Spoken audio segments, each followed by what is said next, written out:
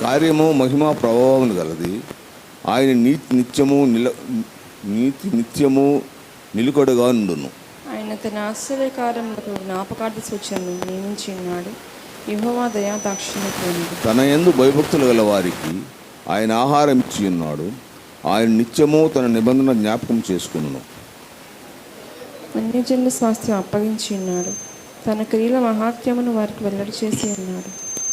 ఆయన చేసిన కార్యములు సత్యమైనవి, న్యాయమైనవి. ఆయన శాసనములు నమ్మకమైనవి.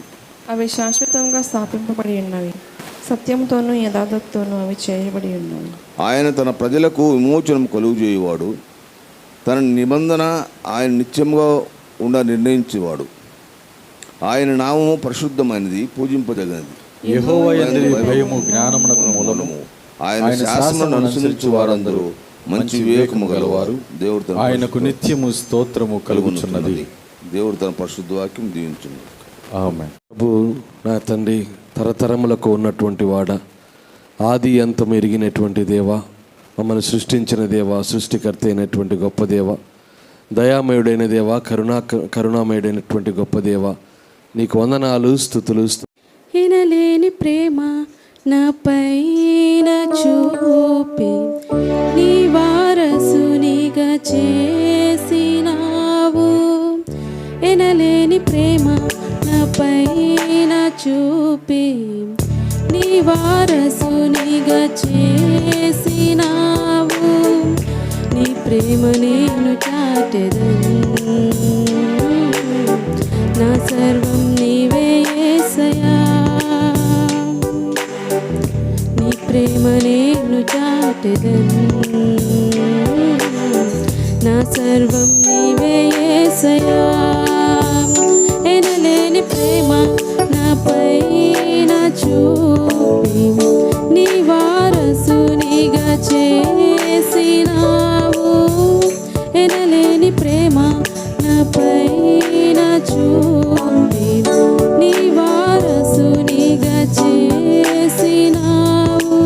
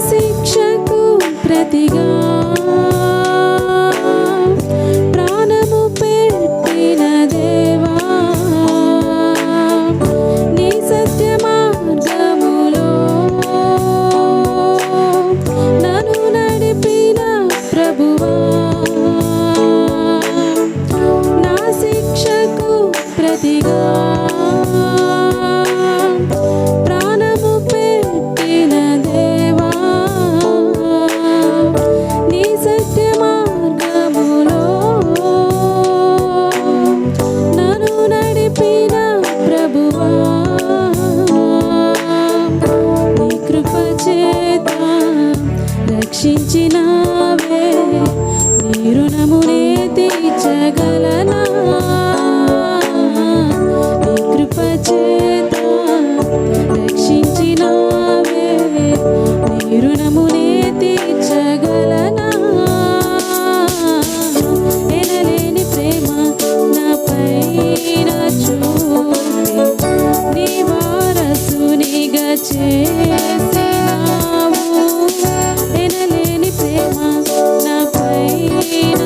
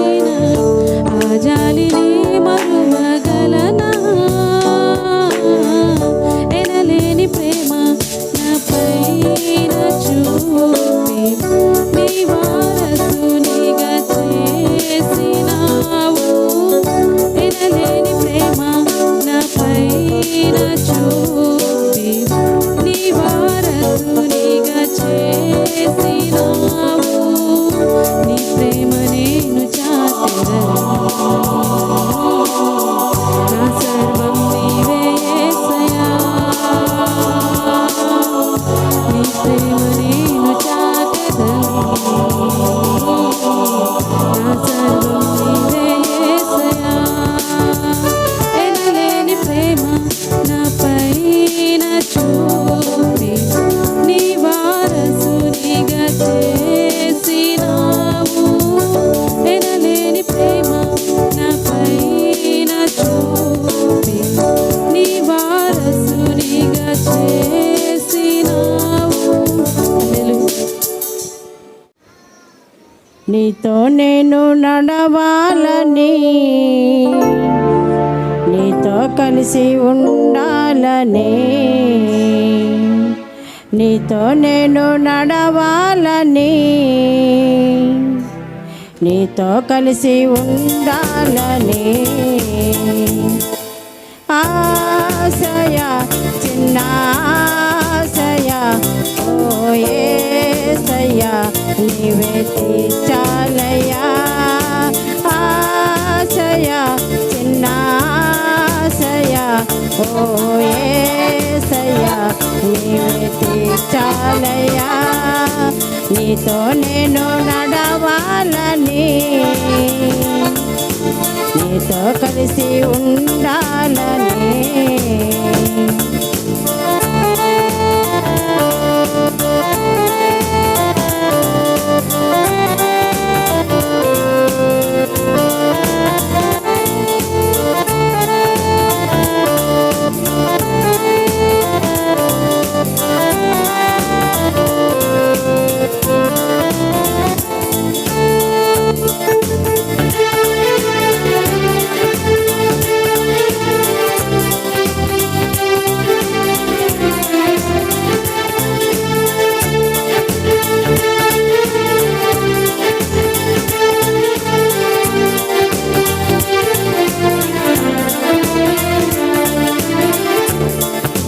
నడవలేక నేను ఈ లోకయాత్రలో బహుబలు దీనుడునైతినయా.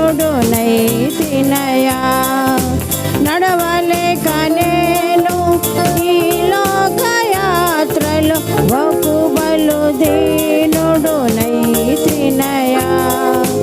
నా చేయి బట్టి నీతో నన్ను నడిపించుమయ్యా నా యేసయ్యా. నా చేయి బట్టి నీతో నన్ను నడిపించుమయ్యా నా యేసయ్యా. నీతో నడవాలని, నీతో ఉండాలని, నీతో నడవాలని, నీతో ఉండాలని చిన్న ఆశయ, ఓ యేసయ్యా. ఆశయ, చిన్న ఆశయ, ఓ యేసయ్యా నీవే తీర్చాలయ్యా. నీతో నేను నడవాలని, నీతో కలిసి ఉండాలని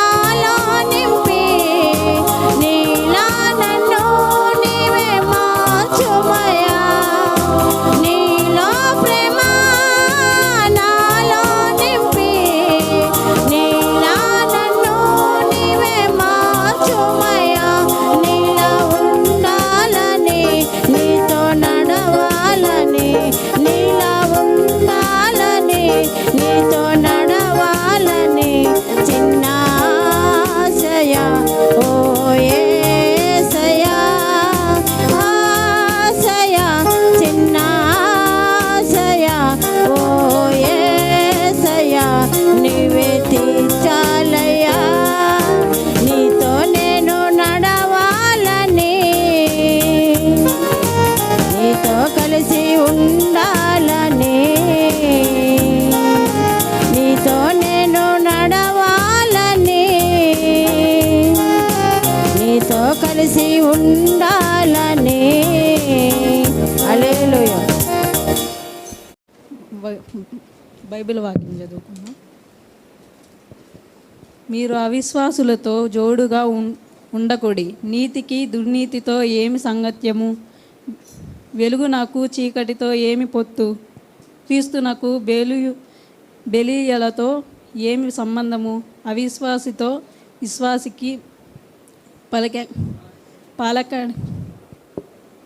పాలెక్కడిది? దేవుని ఆలయమును విగ్రహములతో ఏమి పొందిక? మనము జీవము గల దేవుని ఆలయమే ఉన్నాయి. ఒకసారి గమనిద్దాం. కొరింథీయులకు రాసినటువంటి 6వ అధ్యాయము, కొరింథీయులకు రాసిన 2వ పత్రిక 6వ అధ్యాయము 14వ వచనాన్ని మనం గమని. మీరు అవిశ్వాసులతో జోడుగా ఉండకుడి. నీతికి దుర్నీతితో ఏమి సాంగత్యము? వెలుగునకు చీకటితో ఏమి పొద్దు? క్రీస్తునకు బెలియాలతో ఏమి సంబంధము? అవిశ్వాసితో విశ్వాసికి పాలెక్కడిది? ప్రియ దేవుని బిడ్డలారా, ఇక్కడ చదవబడినటువంటి వాక్య భాగాన్ని మనం గమనిస్తే అపోస్తలుడైనటువంటి పౌలు గారు కొరింథీ సంఘానికి 2 పత్రికలు రాశాడు. ఈ ఉత్తరంలో రాయడంలో మరి పరిశుద్ధాత్మ దేవుడు పౌలు గారిని ప్రేరేపించి ఈ యొక్క పత్రికలు రాయడానికి దేవుడు మరి కృప చూపించాడు. కొరింథీ సంఘములో అనేక సమస్యలు ఉన్నాయి, అనేక ప్రశ్నలు ఉన్నాయి. అంటే వారిలో చాలామంది అన్య జనాంగమే, క్రీస్తుని ఎరిగినటువంటి వారు, క్రీస్తుని తెలుసుకొని దేవుని మందిరానికి వస్తున్నటువంటి బిడ్డలు. వారు ముందున్నటువంటి ఆ బ్రతుకు వారు ఎలా జీవించారో, క్రీస్తుని ఎరిగిన తర్వాత దేవుని మందిరానికి వస్తున్నటువంటి బిడ్డలు వారు ఎలా ఉండాలి? మరి మనం గమనిస్తే వారికి అనేకమైన ప్రశ్నలు. మేము ఇలా ఉండొచ్చా? మేము ఇలా ఉండొచ్చా, అలా ఉండొచ్చా? మేము వీరితో సహవాసం చేయొచ్చా? ఇవి తినచ్చా, తినకూడదా? ఈ మార్గంలో వెళ్ళొచ్చా, వెళ్ళకూడదా? ఎవరితో సహవాసం క్లోజ్గా ఉండాలి? ఇలాంటి ప్రశ్నలు ఎన్నో వారికి వచ్చాయి.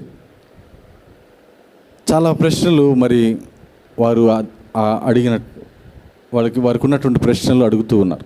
ఇలా ఉండొచ్చా, అలా ఉండొచ్చా, ఎలా ఉండాలి? మేము క్రీస్తులోనికి వచ్చాము, క్రీస్తు బిడ్డలుగా మేము ఉండాలంటే ఎలా ఉండాలి, ఎలా జీవించాలి? చాలామంది అంటుంటారు, మేము బంధువుల్ని కలవచ్చా? దేవుని బిడ్డలుగా మేము వచ్చాం కదా, అన్ని జనాంగంలోంచి వచ్చాం కదా, వారిని మేము కలవచ్చా అనేవాళ్ళు ఉంటారు కొంతమంది కదా. వారు పెట్టింది మేము తినచ్చా? మనకు కూడా ఉంటాయి కదా, వాళ్ళు పెట్టించి తినచ్చా, వారితో మాట్లాడచ్చా? ఇలాంటి ప్రశ్నలు మనకు కూడా వస్తూ ఉంటాయి. ప్రియ దేవుని బిడ్డలారా, ఈ 6వ అధ్యాయం దగ్గర మనం చూస్తే 14వ వచనం, అవిశ్వాసులతో మీరు జోడుగా ఏం చేయకుండా అంటున్నాడు? ఉండకుడి. అవిశ్వాసులతో మీరు జోడుగా ఉండకండి. ఈరోజు క్రీస్తుని ఎరిగినటువంటి బిడ్డలు, క్రీస్తు గురించి తెలుసుకున్నటువంటి బిడ్డలే వాక్యాన్ని చదువుతున్న బిడ్డలే, ప్రార్థిస్తున్న బిడ్డలే ఎలా ఉంటున్నారు? ఎవరితో కలుస్తున్నారు? ఎవరితో ఉంటున్నారు అంటే అవిశ్వాసులైనటువంటి వారితో గడపడం లేదమ్మా. అవిశ్వాసులతో గడపడం. పౌలు గారు చెప్తున్నారు, అవిశ్వాసులతో జోడుగా ఉండద్దు అని చెప్తున్నాడు. ఎందుకు ఉండకూడదు? ఏముంటే ప్రాబ్లం ఏంటి అంటే, నీ విశ్వాసాన్ని వాళ్ళు ఏం చేస్తారు? మీ విశ్వాసాన్ని వారు సన్నగిల్లి చేస్తారు. మిమ్మల్ని విశ్వాసాలు ఉంచకుండా దిగజారుస్తారు. అవిశ్వాసులతో జోడుగా ఉండకుండా అంటారు. వారితో స్నేహం చేసేటప్పుడు చాలా జాగ్రత్తగా ఉండాలి. వారితో సంబంధం పెట్టుకునేటప్పుడు కానీ చాలా జాగ్రత్తగా ఉండాలి. ఎందుకోసమంటే వారు నిన్ను ప్రభావితం చేస్తారు. చూడండి, కొంతమంది మరి వివాహాలు, యవ్వన బిడ్డలు వివాహం జరిపించుకోవాలనే ఉద్దేశంతో వారు అంటారు, మేము చిన్నప్పటి నుంచి ఆ పిల్లోడిని లేదంటే ఆ వ్యక్తిని లేదంటే ఆ అమ్మాయిని మేము ఇష్టపడ్డాము. మేము వివాహము, వారు దేవుని ఎరుగునటువంటి వారే, అన్యజనాంగమే అయినప్పటికీ మేము వారిని వివాహం చేసుకొని తర్వాత మార్చుకుంటామండి అంటారు. లేరా? ఇట్లా చెప్పేవాళ్ళు లేరమ్మా? వివాహము చేసుకొని మేము మార్చుకుంటాం, మా దారిలో తెచ్చుకుంటాం, మేము మందిరాన్ని నడిపించుకుంటాం అని చెప్పేవారు చాలామంది ఉన్నారు. ఎందుకంటే వీరు మొదటి నుంచి అంటే డిసైడ్ అయిపోయారు, ఆ వ్యక్తితో మా వివాహం జరగాలి. ఆ వ్యక్తి ఎలాంటోడు? దేవుని విశ్వాసం కలిగినటువంటి వ్యక్తి, దేవునిలో ఉన్నటువంటి వ్యక్తి, దేవునితో సహవాసం కలిగినటువంటి వ్యక్తి కాదు, అన్యుడైనటువంటి వ్యక్తి. ఏమైనా బిడ్డలు ఏం చేస్తారమ్మా? అమ్మా, తల్లిదండ్రులు ఒప్పిస్తారు, మీకెందుకు, మాకు వివాహం చేయండి, నేను మందిరాన్ని తీసుకురాకపోతే అప్పుడు అడగండి అంటారు. ప్రియ దేవుని సంగమా, చూడండి, అలా వారు వివాహాలు జరిపించుకొని వీరేమైపోతున్నారు? వీరు వారిలాగా మారిపోతున్నారు. విశ్వాసంగా ఉంటున్నటువంటి బిడ్డలు ఏమైపోతున్నారు? అవిశ్వాసులుగా మారిపోతున్నారు. నాకు తెలిసినటువంటి మరి మా బంధువు ఒక ఆమె, మరి ఆమె అన్యురాలుగా ఉంటుంది. మా వాళ్ళు అనుకున్నారు, మ్యారేజ్ చేస్తే మన సైడ్ ఉంటుంది, చక్కగా ఉంటుందని బాప్తీసం పెళ్లి కొరకు బాప్తీసం ఇచ్చారు. పెళ్లి కొరకు బాప్తీసం ఇస్తుంటారు. చూసారమ్మా? ఎవరన్నా ఉన్నారా? చాలా తప్పు, అట్ట ఇవ్వకూడదు. వివాహం జరగాలి కాబట్టి మీరు బాప్టిజం సర్టిఫికేట్ ఇస్తే మేము వివాహం జరిపించుకుంటా అంటారు. వారు మారాలి, వారు దేవుని నమ్మాలి, విశ్వసించాలి, రక్షణ పొందాలి. ఇంత ప్రాసెస్. అన్యురాలుగా ఉన్నటువంటి ఆ బిడ్డను తీసుకొచ్చి మరి వివాహం జరిపించారు. వివాహము అయ్యింది. కొంతకాలం వారికి సంబంధించి తమిళ్, వారు వేరే స్టేటు, ఆ యొక్క బైబిల్ కూడా కొనిచ్చారు, బాగుంది. తర్వాత కుటుంబంలో సమస్యలు తిరిగి ఈ దేవుడు వద్దు, నాకేమొద్దని మళ్ళీ తిరిగి ఏమైపోయారు? అన్య జనాంగంలో కలిసిపోయారు. చూడండి ప్రియా దేవుని బిడ్డలారా, చాలా జాగ్రత్తగా ఉండాలి. అవిశ్వాసులతో జోడు ఉండకూడదు. చాలామంది అదే అంటారు, మేము వారిని మందిరాన్ని తీసుకొస్తాం, ఆత్మను సంపాదిస్తాం అనుకుంటారు. వీరు ఆడకమ్ముడు పోతారు. వీరిని ఏమైపోతారు? ఈ విశ్వాసాన్ని వారు అవిశ్వాసంగా ఆ మార్గంలోకి తీసుకెళ్ళిపోతున్నారు. ప్రియా దేవుని బిడ్డలారా, నీవు తీసుకునేటటువంటి నిర్ణయాలు జాగ్రత్తగా ఉండాలి. అవిశ్వాసులతో మీరు జోడుగా ఉండకుడి. బైబిల్ గ్రంథంలో మనము ఒక మాటను గమనిస్తే, ఒక వ్యక్తిని మనం చూస్తే, అతని పేరు లోతు. మీకు తెలుసు, అందరికీ తెలుసు. ఆయన అబ్రహాం గారితో కలిసి కల్దీ దేశంలో ఉంటున్నాడు. జాగ్రత్తగా వింటున్నారా? హల్లెలూయా. రైట్. లోతు అబ్రహాంతో కలిసి కల్దీ దేశంలో ఉంటున్నారు. కల్దీ దేశంలో ఉంటున్నాడు. ఓకే. తర్వాత దేవుని పిలుపుని బట్టి అబ్రహాము అక్కడి నుంచి దేవుడు చూపించేటటువంటి దేశాలకు వెళ్ళాలని ఆయన నిర్ణయం తీసుకున్నాడు కదా. మరి ఈ లోతు వచ్చి అడుగుతున్నాడు, అయ్యా మీరు ఎక్కడికి వెళ్తున్నారంట కదా, మీరు అది చాలా బాగుంటుందంట కదా, కాబట్టి నేను కూడా మీతో వస్తా, నన్ను కూడా తీసుకెళ్ళండి, నేను కూడా వస్తానని అబ్రహాం గారితో ఆయన ఏం చేశాడు? ప్రయాణం చేశాడు. దాదాపు 1500 కిలోమీటర్లు ప్రయాణం చేశాడంట. ఎన్ని కిలోమీటర్లమ్మా? 1500 కిలోమీటర్లు ప్రయాణం చేశాడు. అది కొంచెం ఇబ్బందికరమైనటువంటి ప్రయాణమే అయినప్పటికీ ఆయనతో కలిసి ప్రయాణం అయిపోతూ ఉన్నాడు. ఆ కనాను దేశానికి వచ్చిన తర్వాత అబ్రహాం గారికి గొర్రెల కాపురులకి, వీరికి సంపద, గొర్రెల కాపురులు వీరుకున్నటువంటి వాటన్నిటిని బట్టి గొర్రెల కాపురులకి, అబ్రహాం గొర్రెల కాపురులకి, లోతు గొర్రెల కాపురులకి ఏమొచ్చింది? అక్కడ ఒక చిన్న గొడవ వచ్చింది. మనము ఆదికాండం 13వ అధ్యాయము అక్కడ మనం గమనిస్తే 8వ అధ్యాయం 8వ వచనం. కాబట్టి అబ్రహాము, మనం బంధువులు కనుక నాకును నీకును నీ పశువుల కాపురులకు నా పశువుల కాపురులకు కలహం ఉండకూడదు అని ఏమైంది అక్కడ?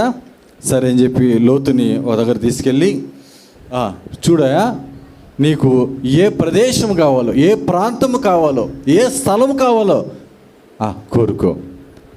మొదట ఈయన పెద్దోడు అయినప్పటికీ చిన్న ఆయనకి ఛాన్స్ ఇస్తున్నాడు, అవకాశం ఇస్తున్నాడు. నువ్వు నీకేది కావాలో తేల్చుకో, నువ్వు ఎక్కడ హ్యాపీగా ఉండగలవో, సంతోషంగా ఉండగలవు, ఓకే ఎంచుకో అన్నాడు. మరి ఈయన చూశాడు, ఆ ప్రదేశాన్ని చూశాడు. అది చాలా ఎలా ఉందంట? యెహోవా తోట వలె బాగుందంట. ఆ ప్రాంతాన్ని ఎన్నుకున్నాడు. మరి అక్కడికి వెళ్ళే ముందే ఆ గవిని దగ్గర చేరి గుడారం వేసుకొని చూస్తూ ఉన్నాడంట. ఆ ప్రాంతము ఎలా ఉంది, అక్కడ ప్రజలు ఎలా ఉన్నారు, అక్కడ ఉన్నటువంటి వాతావరణం ఎలా ఉంది. చూడండి, మనకు గవర్నమెంటు,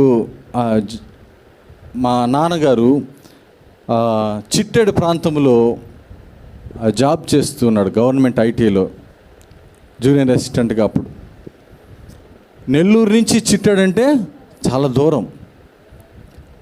మరి మా నాన్న అందరు ఫ్యామిలీ, మా స్టడీస్ అంతా ఇక్కడే ఉన్నాయి. ఈయన అక్కడ రోజు అప్ అండ్ డౌన్ వెళ్ళి చిట్టేడు ప్రాంతానికి వెళ్ళి డ్యూటీ చూసుకొని మళ్ళీ వచ్చేవాడు.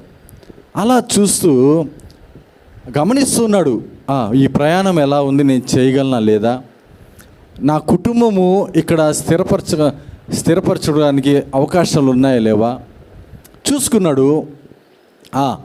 ఆ చిట్టేడు ప్రాంతము అంతగా ఇంకా అభివృద్ధి చెందల. కోట అనేటటువంటి ప్రాంతం ఉంది.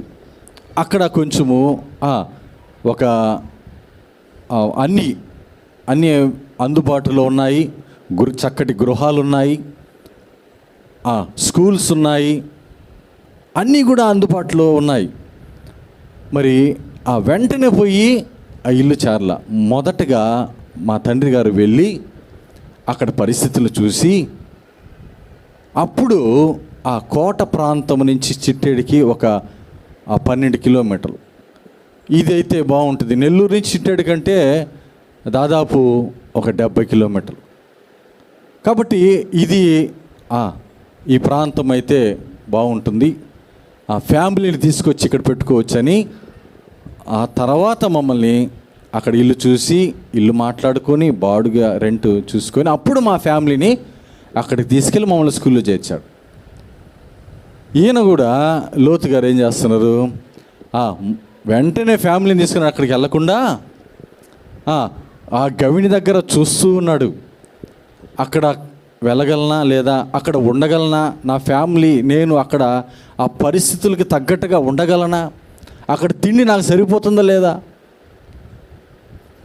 అవన్నీ చూసుకొని చూస్తూ ఉన్నాడు. అక్కడ గమనిస్తూ ఉన్నాడు. అక్కడంతా దుర్మార్గపు పనులు చేసేటటువంటి వారు. అయినప్పటికీ ఈయన ఏం చేస్తున్నాడు, ఇంకా వెళ్ళిపోయాడు లోపలికి. సొదొమ గొమొర్రా అనేటటువంటి పట్టణాలు, ఆ ప్రాంతాన్ని ఎన్నుకున్నాడు. ఈయన ఏమైపోయాడు, ఆ ఫ్యామిలీని అందరిని తీసుకొని ఏమైపోయాడు, ఆ పట్టణం లోపలికి వెళ్ళిపోయాడు. వెళ్ళిన తర్వాత ఏమన్నా సుఖపడ్డా? వెళ్ళిన తర్వాత ఆయన బ్రతుకు బాగుందా? ఆయన కుటుంబము సంతోషంగా ఉండగలిగిందా? నో. ఏమైపోయింది, చల్లా చెదురైపోయింది. పరిస్థితులు మారిపోయాయి. నువ్వు తీసుకునే నిర్ణయాన్ని బట్టి ఏమైపోతాయి, పరిస్థితులు మారిపోతాయి. కాబట్టి మన నిర్ణయం కరెక్ట్గా ఉండాలి. ఆయన అక్కడ ఉన్నటువంటి అవిశ్వాసులతో పొత్తు పెట్టుకున్నాడు, జోడుకు పెట్టుకున్నాడు. అక్కడి నుంచి బయటికి రాలేనటువంటి పరిస్థితి. వారితో ఆ పాపములో కలిసిపోయి వారికి భార్య, బిడ్డలు, అక్కడ వారందరితో, ప్రియ దేవుని బిడ్డలారా, వారందరితో ఇష్టానుసారంగా జీవించడం, వారు అక్కడ స్వేచ్ఛానుసారంగా జీవించడం, వారికి ఏది నచ్చితే అది చేసేయడం. భయంకరమైనటువంటి బయట పిల్లలు బాప్తిసం తొట్టికాడ వెళ్ళకుండా చూడాలా. సండే స్కూల్ బయట గమనించండి, నీళ్ళు ఉన్నాయి అక్కడ. కాబట్టి ఆయన మరి ఆలోచించాల్సింది, నేను పెరిగిన వాతావరణం ఇది కాదే, నేను ఎంతో పీస్ఫుల్గా, ఎంతో చక్కగా, మనసు ఆహ్లాదకరంగా ఉన్నటువంటి వాతావరణంలో, దైవికపరమైనటువంటి వాతావరణంలో పెరిగానే.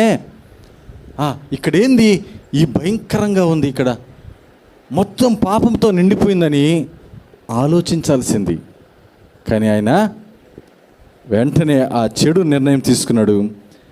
మరి ఆ ప్రాంతాల్లో వెళ్ళిపోయాడు. చూడండి, అవిశ్వాసులతో జోడు ఉండకూడదు. లోతు అవిశ్వాసులతో జోడుగా ఉండడానికి వెళ్ళిపోయాడు. ఆయన సహవాసానికి దూరం అయిపోయాడు.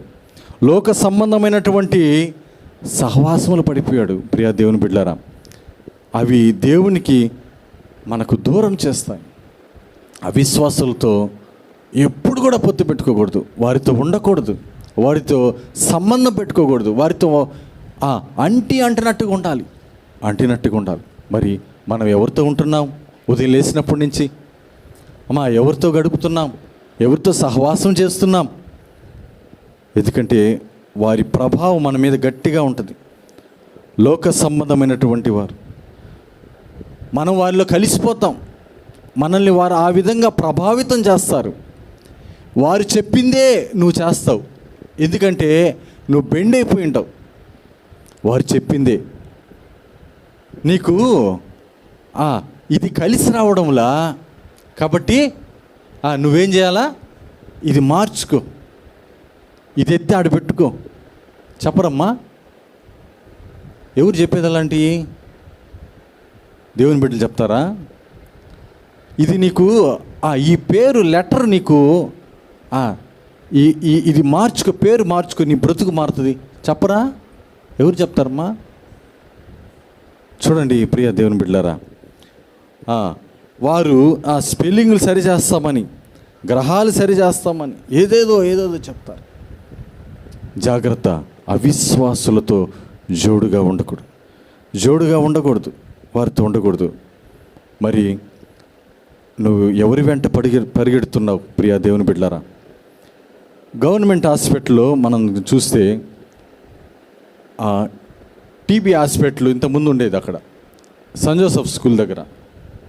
అక్కడ హాస్పిటల్ ఎవరి కోసం అమ్మ ఉండేదే? అందరూ పోయి చూపించుకోవడానికి కాదు, టీబీకి సంబంధించినటువంటి కదా, దగ్గు, ఇంకా దానికి సంబంధించినటువంటి ఆయాసము, అవి ఉన్నవారు అక్కడ వెళ్ళి ఎక్కువగా మరి యవన బిడ్డలు వారి యొక్క ఆ చెడు అలవాట్లకు బానిసయ్యి వారు ఎక్కువగా వాటికి ప్రభావితం అవుతారు, అనారోగ్యానికి. మరి వారిని అక్కడ పెడతారు, వారిని సపరేట్గా వార్డులో పెడతారు. ఆ వార్డులో పెట్టిన తర్వాత అక్కడికి ఎవరైనా పంపిస్తారా? ఏమ్మా టీబీ ఉండే వార్డుల దగ్గరికి ఎవరైనా పంపించేవాళ్ళ? మరి ఇప్పుడు పంపిస్తున్నారేమో కానీ అప్పుడు ఎందుకు పంపించరు? ఎందుకు పోరు?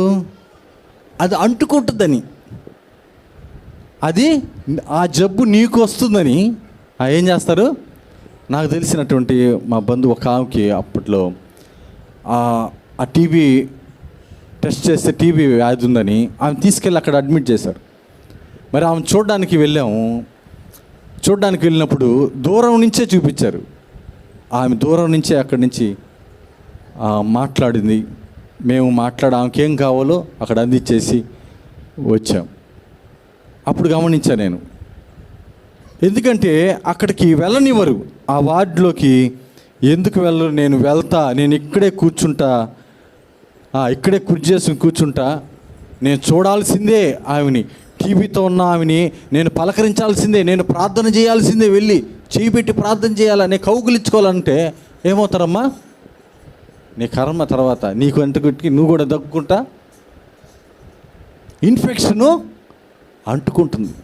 ఇన్ఫెక్షన్ అంటుకుంటుంది. అందుకే బాగలేని వాళ్ళని డాక్టర్లు అదే చెప్తారు, మీరు దయచేసి అందరూ రావద్దు, ఒకరుండండి చాలంటారు హాస్పిటల్లో. ఇప్పుడు చంద్రన్న గారి పరిస్థితి కూడా అందరూ వెళ్ళిపోతున్నారంట. డాక్టర్లు గారు అదే, అందరూ వద్దమ్మా, ఏంటి మీరు ఇంతమంది ఇన్ఫెక్షన్ వస్తుంది, ఆ పేషెంట్కే ఇబ్బంది, ప్రాబ్లం. అందుకని డాక్టర్లు చెప్తారు, మీరు వెళ్ళొద్దు అని చెప్తారు. కరోనా టైంలో కూడా మనం చూసాం, కరోనా పేషెంట్ ఉన్నప్పుడు అందరూ వెళ్ళేవాళ్ళ, కరోనా వార్డు అని బోర్డు పెట్టి ఇక్కడికి వెళ్ళకూడదు. ఎందుకు వెళ్ళకూడదు? మేము వెళ్తాం సార్. వెళ్ళినోడు మళ్ళీ రావు, నీ కర్మ, పోయే పడితే పో అంటారు. వెళ్ళినోడు వచ్చాడమ్మా, పోయి నేను పరామర్శించేసి వస్తాను అన్నోళ్ళు పోయిన వాళ్ళు వచ్చారా? పరిస్థితులు దారుణంగా ఉన్నాయి, వెళ్ళకూడదు వారితో. ఎందుకంటే వారి ఆ యొక్క వ్యాధి ఏమవుతుంది?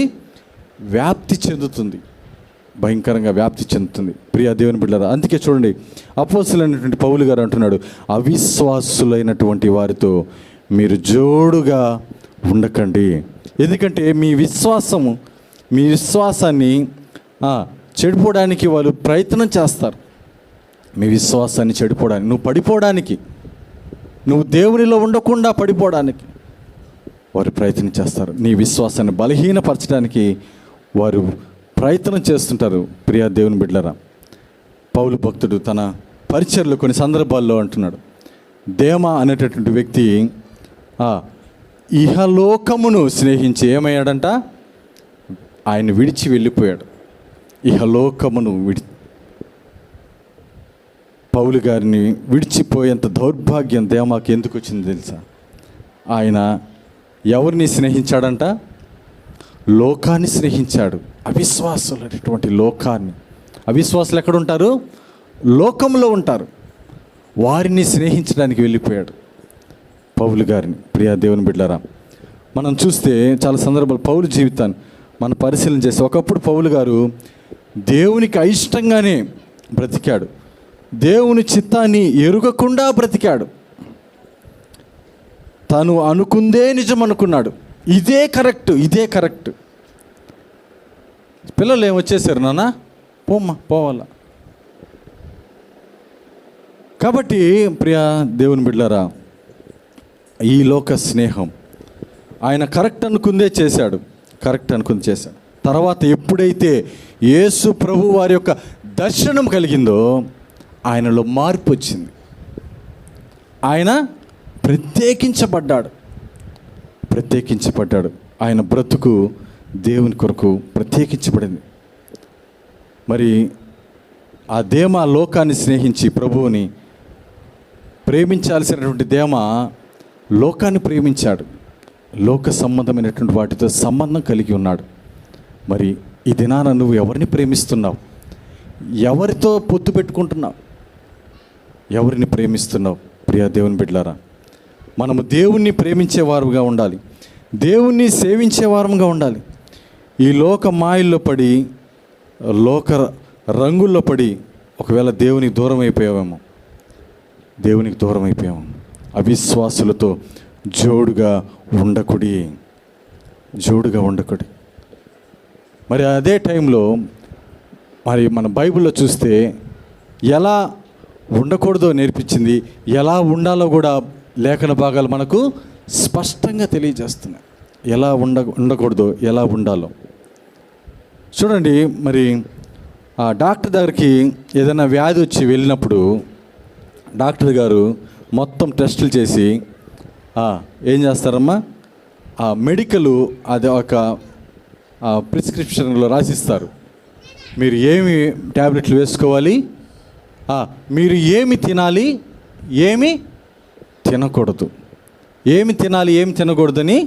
ఇప్పుడు ఉదాహరణకు పచ్చ కామెర్లు వచ్చాయి. ఏం చెప్తారమ్మా డాక్టర్లు? చికెను తినకూడదు. ఇంకా ఏం తినాలి? మజ్జిగ, చల్లటి వస్తువులు. ఏమ్మా, లేదు నేను తింటానంటే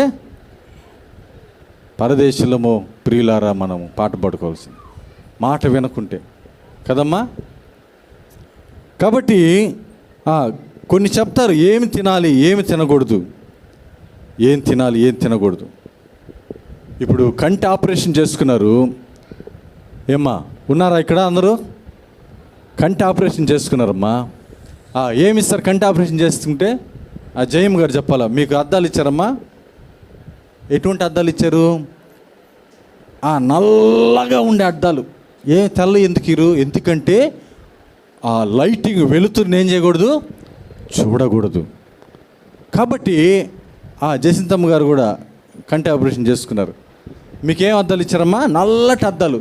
ఎందుకంటే అవి ఆ వెలుతురు చూస్తే మరి ఆపరేషను వీళ్ళు ఎంతగానో సక్సెస్ చేసిన ఆ యొక్క ఆపరేషను వృధా అయిపోద్ది కదా. లేదు సార్, నేను ఆ సీరియల్ టయానికే అద్దాలు తీసి సీరియల్ చూస్తాను, కాబట్టి ఆ సినిమా టయానికి అద్దాలు తీసి సినిమా చూస్తానంటే ఏమొద్దమ్మా, మళ్ళీ పోతాయి కళ్ళు, మళ్ళీ హాస్పిటల్కి పోవాల్సిందే. కొన్ని చేయకూడదు, కొన్ని చేయాలి. దేవుని బిడ్డలు కూడా అవిశ్వాసులతో జోడిగా ఉండకూడదు. మనం ఎలా ఉండకూడదు అని ప్రశ్నించుకుంటే పౌలు భక్తుడు అంటున్నాడు, అవిశ్వాసులతో జోడుగా ఉండకూడదు. మరి అదే మాటను మనం బేస్ చేసుకొని ఇంకో మాటను మనం గమనిస్తే దేవుని బిడ్డలు ఎలా ఉండకూడదు అని కనుక మనం ఆలోచిస్తే మలాకీ గ్రంథము 2వ అధ్యాయము 15వ వచన భాగాన్ని మనం చదువుదాం.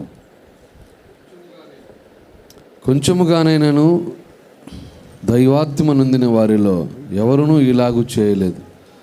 ఒకడు చేసినను ఏమి జరిగెను? దేవుని చేత సంతతి నొందవలనని అతడు యత్నము చేశాను కదా. కాగా మిమ్మల్ని మీరే జాగ్రత్త చేసుకొని యవనమున పెండ్లి చేసుకుని మీ భార్యల విషయంలో విశ్వాసఘాతకులుగా ఉండకుడి. అక్కడ మలాకి అనే గ్రంథంలో రాయబడినటువంటి నేపథ్యం మనం చూస్తే మనం గమనించాల్సినటువంటి విషయం ఏంటంటే, ఏ విషయంలోనైనా మనము విశ్వాసఘాతకులుగా ఉండకూడదు. ఇది బైబిల్ చాలా క్లియర్గా స్పష్టంగా తెలియజేస్తుంది. ఎలా ఉండకూడదంటమ్మా? ఏంటి విశ్వాసఘాతకులు అంటే అర్థం ఏంటమ్మా? విశ్వాసఘాతకులు అంటే అర్థం ఏంటో, చేసినటువంటి మేలుల్ని, పొందినటువంటి మేలుల్ని మరచిపోవడం. నీకు ఎవరన్నా మేలు చేశారు, నువ్వు వారి ద్వారా మేలులు పొందావు, తర్వాత వాటిని నువ్వు మర్చిపోతే విశ్వాసఘాతకురాలుగా, విశ్వాసఘాతకుడుగా ఉండకూడదు. దేవుని బిడ్డలు ఎలా ఉండాలంటమ్మా? ఎలా ఉండకూడదు? విశ్వాసఘాతకులుగా ఉండకూడదు. కృతజ్ఞత భావం కలిగి ఉండాలి. దేవుడు మన పట్ల చేసిన కార్యాలను బట్టి ఇతరులు మన పట్ల చేసినటువంటి మేలును బట్టి కృతజ్ఞత కలిగి ఉండాలి. కృతజ్ఞత కలిగి ఉండాలి. విశ్వాసఘాతుకురాలు మనం ఉండకూడదు. మనము ఆదికాండంలో ఆ యోసేపుని చెరసాలలో వేయించినప్పుడు అక్కడ మనము గమనించవచ్చు. 40వ అధ్యాయము అక్కడి నుంచి మనం కొన్ని వచనాలు చూస్తే 2వ వచనం నుంచి, గనుక ఫరో పానదాయకుల అధిపతియు భక్ష్యకారుల అధిపతియునైన తన 2 ఉద్యోగస్తుల మీద కోపపడి వారిని ఏం చేశాడంటే చెరసాలకు అప్పగించాడు. చెరసాలలో వేయించాడు. మరి చెరసాలలో అప్పటికే యోసేపు అక్కడ ఉన్నాడు. మరి వీళ్ళిద్దరిని చూశాడు. మరి వారిని కూడా ఆ చెరసాల్లో వేశారు. వారిరువురికి ఈయనే సేవ చేయాలన్నమాట. యోసేపు గారే సేవ చేయాలి. వారు పడుకొని ఉన్నారు, నిద్రపోతూ ఉన్నారు. వారి ఇరువురికి ఒకేసారి కల వచ్చిందంట. వారి ఇరువురికి ఒకేసారి మరి ఆ కళలు వచ్చినప్పుడు ఆ 8వ వచనంలో, అందుకు వారు మేము కలలు కంటిమి, వాటి భావము చెప్పగలవారు ఎవరు లేరని వారు అంటున్నప్పుడు యోసేపు వారిని చూచి, భావములు చెప్పుట దేవుని ఆధీనమే, కాబట్టి మీకు వచ్చిన కళలు చెప్పండి, మీకు వచ్చిన కళలు చెప్పండి, నేను వాటి భావము దేవుని యొక్క శక్తితో చెప్తాను అని చెప్పినప్పుడు ఆ పానదాయకు వారిరువుకి వారికి వచ్చినటువంటి కళలు భావాన్ని చెప్పాడు. ఒకరికి మేలుకరంగా ఒకరికి కీడుగా వచ్చింది ఆ కళ భావం చెప్పారు. తర్వాత ఆ యోసేపు చెప్తున్నాడు, అయ్యా మీరు ఇక్కడి నుంచి వెళ్ళిపోతారు ఒక 3 రోజుల్లో, రాజుకి నా గురించి కొంచెం చెప్పండి అయ్యా, నన్ను బయటకు వచ్చే మార్గం చెప్పండి, నేనేం అన్యాయం చేయలా, నేనే పాపము చేయలా, నన్ను అన్యాయంగా ఇక్కడ వేశారు, కాబట్టి మీరు కాస్త చెప్పండి అయ్యా, మీరు బయటికి వెళ్తారు కదా అని చెప్పాడు. మరి అక్కడ 14వ వచనం, కాబట్టి నీకు క్షేమము కలిగినప్పుడు నన్ను జ్ఞాపకము చేసుకొని నా యందు కరుణించి ఫరోతో నన్ను గూర్చి మాట్లాడి ఈ ఇంటిలో నుండి నన్ను బయటకు రప్పించు అని చెప్తూ ఉన్నాడు. కానీ అనుకున్నట్టుగానే ఈ కళ ఎలా వచ్చిందో అలాగే 3 రోజులకి వీళ్ళు చెరసాల నుంచి బయటికి వెళ్ళిపోయారు. 2 సంవత్సరాలు గుర్తుపెట్టుకోలేదంట. యోసేపుని మర్చిపోయాడు. యోసేపు చేసినటువంటి మేలుల్ని, వారు పొందినటువంటి మేలుల్ని మర్చిపోయాడు. ఈరోజు అనేక మంది చేసినటువంటి మేలుల్ని మర్చిపోతూ ఉన్నారు. విశ్వాస ఘాతకులుగా ఉండకూడదు. నీకు అవసరాన్ని బట్టి వెళ్ళి ఎదుటి వ్యక్తిని ఎవరన్నా సహాయం అడిగావు, నీకు సహాయం వారు సహాయం దయచేశారు, వారు చేసిన సహాయం నువ్వు తిరిగి ఏం చేయాలా? మళ్ళీ ఇవ్వాలి. వారు చేసినటువంటి మేలు నువ్వు జ్ఞాపకం చేసుకోవాలి. కృతజ్ఞత కలిగి జీవించాలి. ప్రియ దేవుని బిడ్డలారా, దావీదు అంటాడు, నా ప్రాణమా యెహోవాను సన్నతించుము, ఆయన చేసిన ఉపకారములలో దేనిని మరువకము. దావీదు భక్తుడు తన ప్రాణంతో మాట్లాడుకుంటూ ఉన్నాడు, నా ప్రాణము యెహోవాను సన్నతించు. ఎందుకు దేవుని నామను సన్నతించాలి అని దావీదు తన ప్రాణంతో చెప్పుకుంటూ ఉన్నాడు.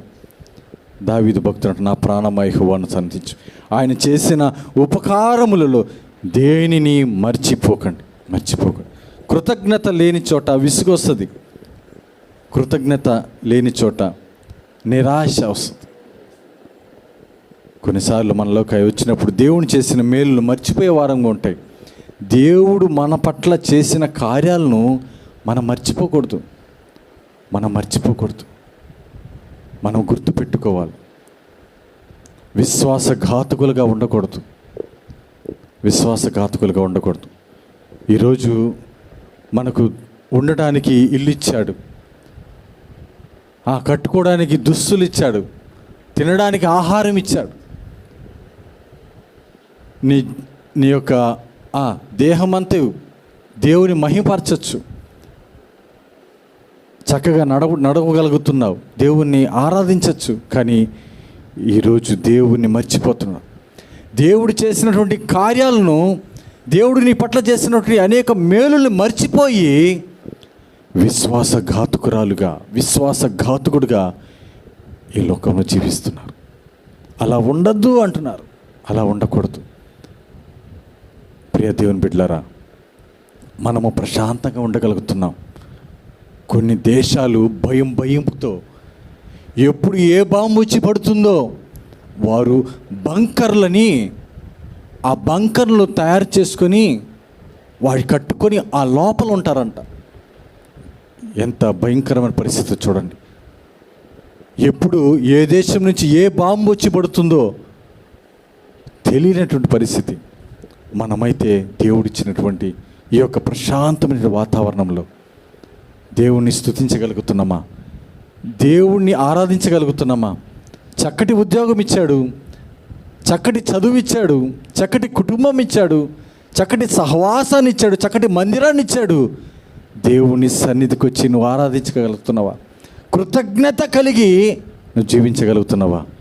ప్రియ దేవుని బిడ్డలారా, కళ్ళు మూసుకుందాం, దేవుని ప్రార్థించుకుందాం.